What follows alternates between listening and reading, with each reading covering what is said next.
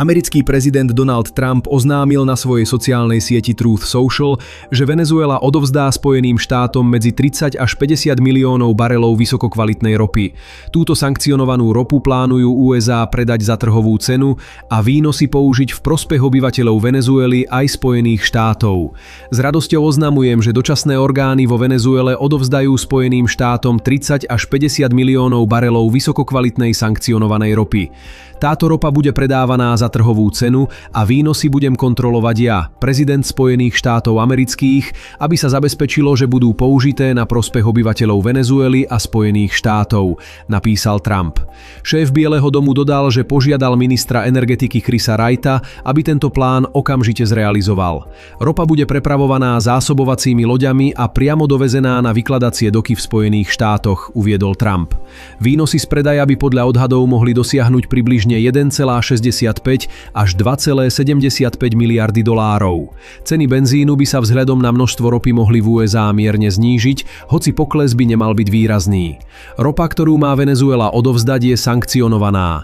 Zo strany Spojených štátov totiž platí na venezuelskú ropu embargo, v dôsledku čoho má Venezuela tejto komodity výrazné zásoby. USA už v decembri uvalili námornú blokádu na sankcionované ropné tankery smerujúce do Venezuely. Biely dom v piatok organizuje stretnutie s predstaviteľmi ropných spoločností ohľadom Venezuely. Agentúra Reuters s odvolaním na 5 zdrojov informovala, že venezuelskí a americkí predstavitelia diskutujú o exporte venezuelskej ropy do rafinérií v Spojených štátoch. Trumpovo oznámenie prišlo len niekoľko dní po americkej operácii vo Venezuele, pri ktorej USA zadržali tamojšieho prezidenta Nicolása Madura. Toho Trump obviňuje z vedenia rozsiahlej siete obchodovania s drogami, čo venezuelský líder dôrazne popiera. Maduro pred svojím zajatím tvrdil, že USA si chcú vynútiť zmenu vlády vo Venezuele a získať prístup k jej zásobám ropy, ktoré patria k najväčším na svete. Americké jednotky vtrhli do Madurovej rezidencie v sobotu okolo 2 hodiny ráno miestneho času.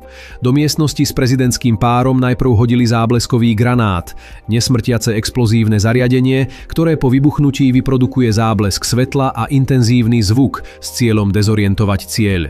Venezuelský prezident a jeho manželka Cilia Florzová utrpeli počas sobotňajšej operácie ľahšie zranenia. Podľa nových zistení NBC News skončili s modrinami alebo krvácali potom, čo oslepení náhlym zábleskom narazili do stien alebo dverí.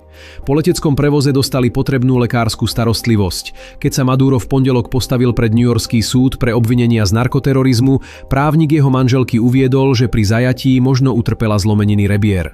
Maduro pred súdom vyhlásil, že je nevinný. Prezident Trump v sobotu po operácii vyhlásil, že Venezuelu budú dočasne riadiť USA, kým nedôjde k riadnemu odovzdaniu moci.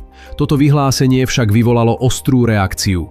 Venezuelská dočasná prezidentka Delcy Rodríguezová v utorok trvala na tom, že Venezuelu neriadi žiadna zahraničná mocnosť. Vláda Venezuely vládne v našej krajine a nikto iný. Venezuelu neriadi žiadny zahraničný agent, povedala v televízii.